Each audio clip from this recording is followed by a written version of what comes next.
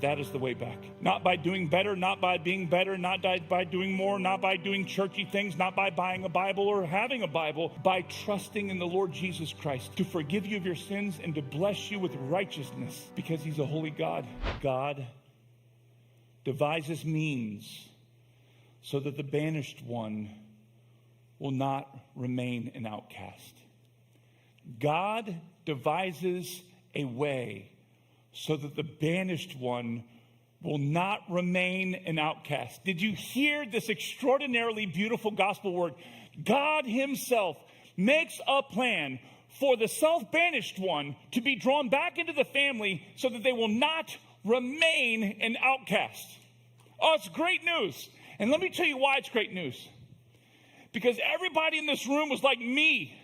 I banished myself in sin and selfishness and foolishness away from the grace of God.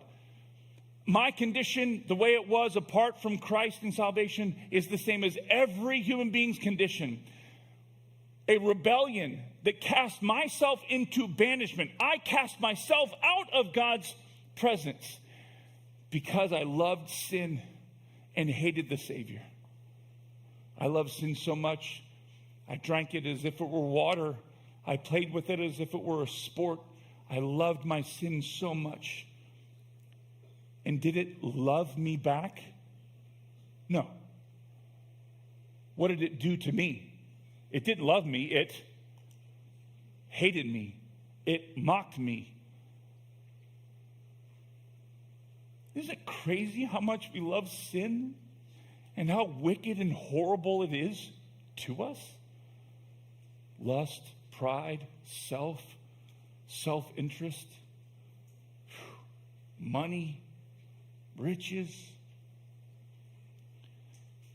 So every human being has banished themselves from the saving grace of Jesus Christ by love for sin. That's all of us. But what does she say? Did you hear the words? God makes a way for the banished one to come home. God made a way. When you banish yourself, it's hard to make your way back home. It's hard for you to pave that road. If the road is not paved by the king of that land, you're not coming home. But the King of Kings has paved a road with the blood of his sacrifice so that we can come back to him and not be banished in the foolishness of our sin. God has devised a way.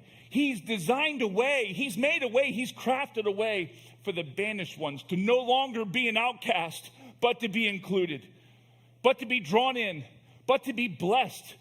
Do you know that while you banish yourself, God in his grace put a chair at the table of his feast with your name on it?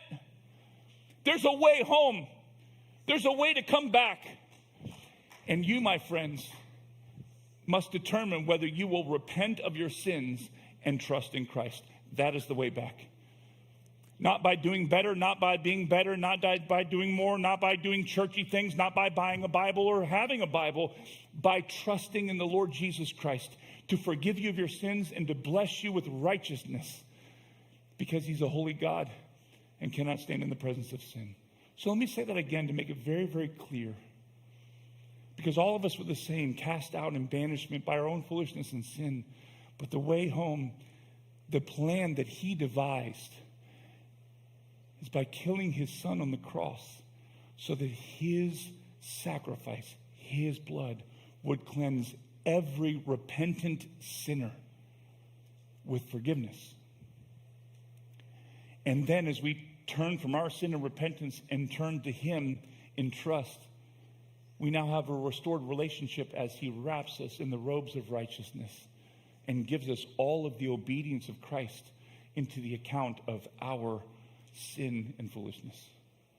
That's how he makes us sons and daughters again.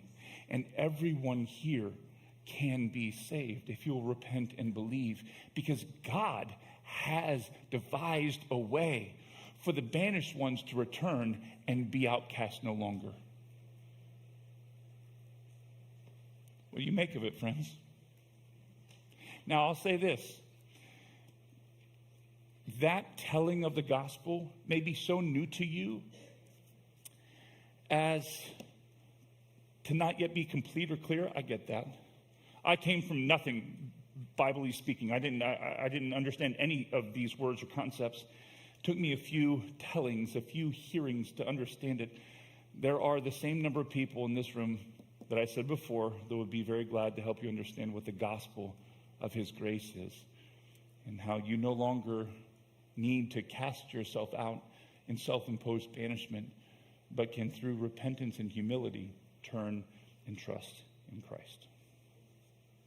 Rebels reconciled to God. I'll offer you this. Romans 5 through 11 is a beautiful, remarkably beautiful passage. It says that while we were weak and sinners and rebels, God reconciled us through the death of his son, Jesus Christ. Romans 5, verses 6. 5 is great too. Love of God shed abroad in our hearts. But Romans 5, 6 through 11 is a wonderful passage that talks about how we're the outcasts and God drew us back through the death of his son, Jesus Christ. Romans 5, 6 through 11 will be a great study for you. It's beautiful what the woman of Tekoa says here in verse 17. Do you see these words again? The word of my Lord, the King, will set me at rest. I want the word of the Lord, the true King, to set your heart at rest, that he will in no way cast out the one who comes unto him. If you repent and confess Jesus as Lord, you will be saved. Let the word of the King set you at rest through salvation. And we would be honored and thrilled to detail that with you. So just simply said, run to God. Forsake your sin and run to God. He has made a way through the death of his son to pardon you, to save you, and to bring you home. Yes, even you.